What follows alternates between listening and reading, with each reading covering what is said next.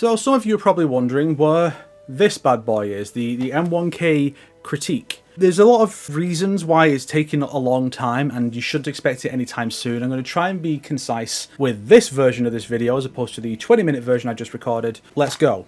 So first I'll discuss when I start working on these projects generally. There have been a bit of an influx over the last year or so of people wanting to know when it is, replying to random posts that have nothing to do with this game. Just, oh, here's the thing about Tekken. Where's the MK critique? Stop it. I've made a video about this before, but I guess because it's an older video and it's not like a major one, less people see it these days, and so new people come in so they don't know. My process, basically, is that I wait for all the content to be released. Once the game is done, all the content is available, then I can get started, because I don't want to be making M1K Kritique 2023, well I guess 24 I guess, edition, and then wait a year, 2025 edition, where I talk about the stuff that's come to the game since. You know, it's constantly playing catch up, a lot of the stuff would be outdated, it wouldn't work, so it needs to be all done and available. People act like this is a fucking Street Fighter or something, you know, where MK gets a year or two of updates and then it's done. And then we move on, and that's when it's available. So that's what I wait for to do these videos, when all the content is available. So, you know, for future reference, that's how I do it. Now, some of you will say, well, the game's content is all out. It's effectively a dead game. While the content is all done, there are several things that are holding back this video. One is it's going to be a long video. Not as long as the MK11 one, because MK11 was a massive tragedy of storytelling, and so I had a lot to say about that one, whereas with this one I think the story is actually pretty good up to a point, so it's not going to be as much of me just going into the very minute details why this doesn't work. It's probably going to be 2.5 hours, I reckon, maybe 3 at a stretch, but still a long video. I mean, that 4-hour one took about 2 months to make, 1 or 2 months of almost constant editing, and it all blurred together into like just a blur of time that I don't recall much of, because I was editing most of my free time, so I don't have time for much else, and it sucked.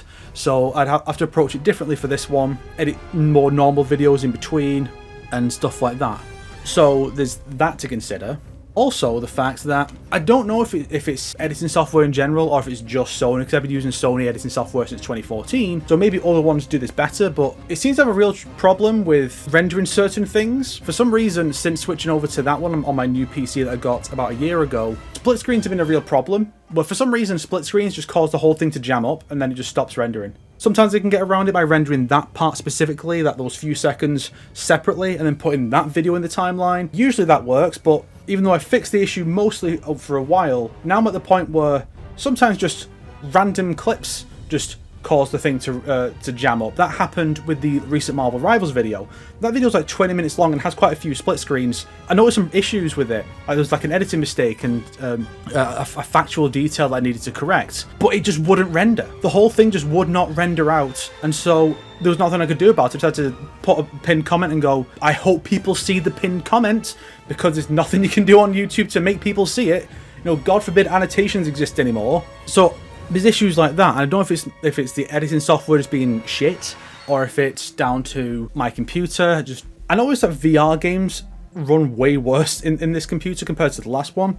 I don't know what it is. That is a big cause for concern when it's hampering my ability to work on videos. And, you know, my current video is just a simple Metal Gear Solid video. If that has the same problems, I have to do something drastic. But for now, I'm aiming to get either an upgrade or a new PC sometime within the next year. But until that happens, I can't make this video, because I'm just going to have the same problems that I had with one of the MK Onslaught videos I made a few months ago, or the Rivals video. I'm just going to have that again, but on a grander scale, because I don't know if he ever talks about this, but when I did the MK11 critique, I actually rendered that in 4 separate files, each being about an hour long each, because for whatever reason, but again, whether it's the software or the hardware, it tends to be quite slow, especially on this one actually, quite slow when it comes to previewing video files that you go to on the timeline. It used to be when it's a long video, now it's just like, oh, a couple of clips are in the thing now, Now we're going to have to wait multiple seconds to see where in the timeline you are. What's that? You want to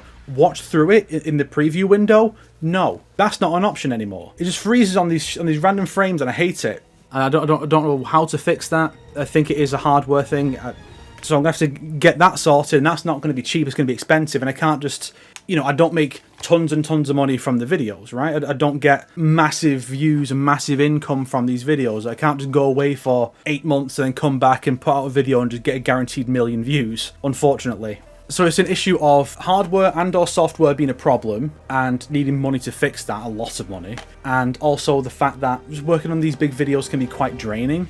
And the fact that my 2 most recent attempts at big videos along those lines have gone poorly, because in both cases there was massive footage corruption. Like the Tekken 7 critique, which was about half edited or so, I was working on that before Tekken 8 came out, as well as Tekken 8 coming out and its story being crap and the game itself being kind of crap, diminishing my desire to work on this Tekken 7 video and just remaining stuck in this depressive state over the current state of Tekken. I also had the issue of roughly half the footage being corrupted and unusable. So then I would have to play through the awful Tekken 7 story mode again. It's just something I don't want to do, but I have to do it for the video, so I just lost interest in that.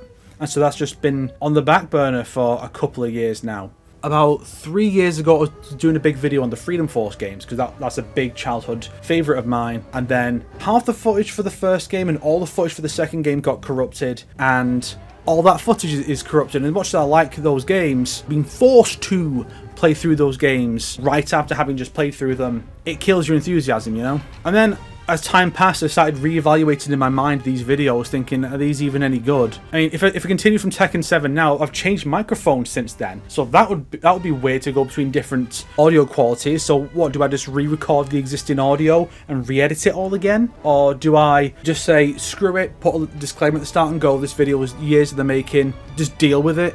You know, like, what do I do? Because I want to make a good video, but would it be bad if the audio was that inconsistent? I don't know. Is it even that different?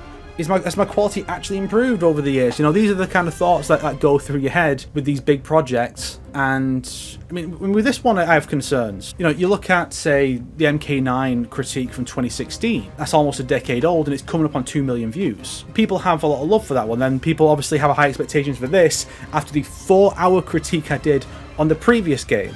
And this one I feel is a lot more divisive than 11. Maybe that's just from my perspective, but I feel like that's the case. And then I'm just in this situation where I'm worried, because this one is a lot more contentious, with some parts are good, some parts are bad. It's not like MK11 where like every single aspect of it I felt was really bad. People coming to watch this video, are they going to get what they want out of it? Are people going to come into this and go, oh, you like parts of this game, you know, and feel betrayed over that? Or will some people be like, it's a good game, but then you hate on these other parts? Or, you know, what will people think about that? Will they feel like they got what they wanted out of this video after waiting so long for it? And so there's all these different factors all piling on top of each other, all these hardware and software issues and expectations from viewers and my own everything.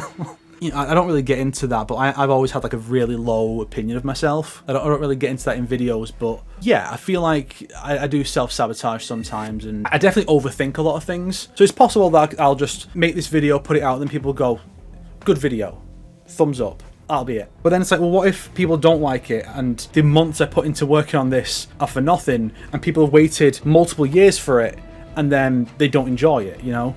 It's a lot. It's one of the reasons why content creation, like actual content creation, not just sitting on your ass in front of a camera for 10 hours a day and just like calling people Nazis. I mean, actual real content creation where you're actually making something. You know, even if some people don't find any value in what you're making, you are still putting in effort. It's not particularly labor intensive generally. Some of it is, obviously, but I feel like with the kind of stuff I do, it's easy.